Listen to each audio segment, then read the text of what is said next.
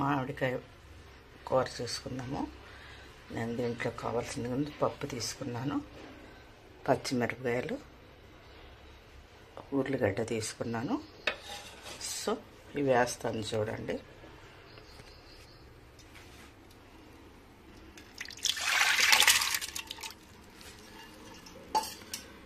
పప్పు వేసాను, ఇవి కూడా వేసేస్తున్నాను. దీంట్లో మన ఆర్గానిక్ పసుపు కొంచెం వేస్తున్నాను. ప్రజెంట్ అయితే ఆర్గానిక్కేనండి ఫ్రెండ్స్. వీటితో పాటు నేను కొంచెం నూనె వేస్తున్నా, కనిపిస్తుంది కదా. సో ఇవి బాయిల్డ్ చేద్దాం.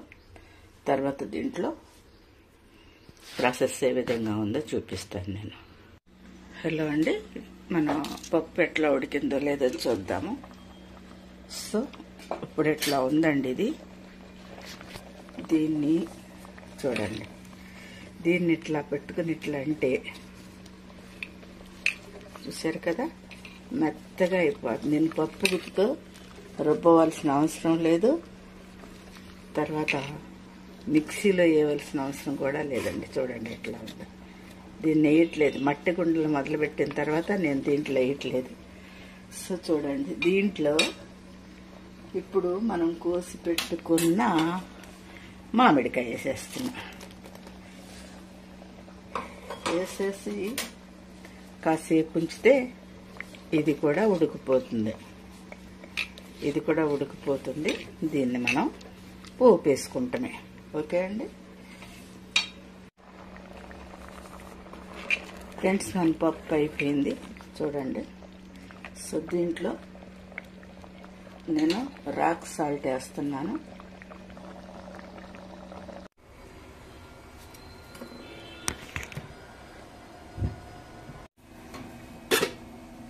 ఫ్రెండ్స్, పప్పు పోపు వేద్దాము.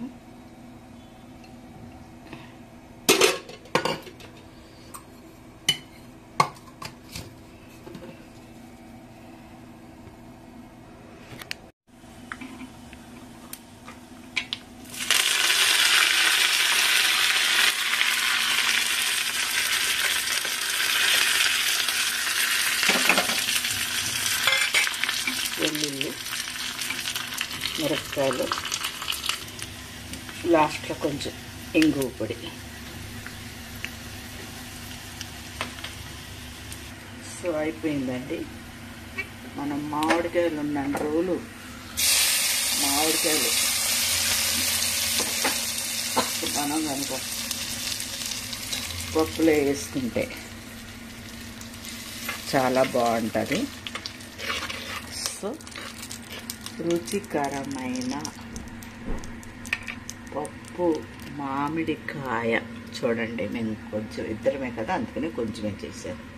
సో ఫ్రెండ్స్, మరి ఈ వీడియో మీకు నచ్చినట్లయితే లైక్ చేయండి, షేర్ చేయండి, సబ్స్క్రైబ్ చేయండి. మరొక వీడియోలో మరలా కలుద్దాము. అంతవరకు సెలవు. నమస్తే, బాయ్ అండి. పప్పు మామిడికాయ కూర.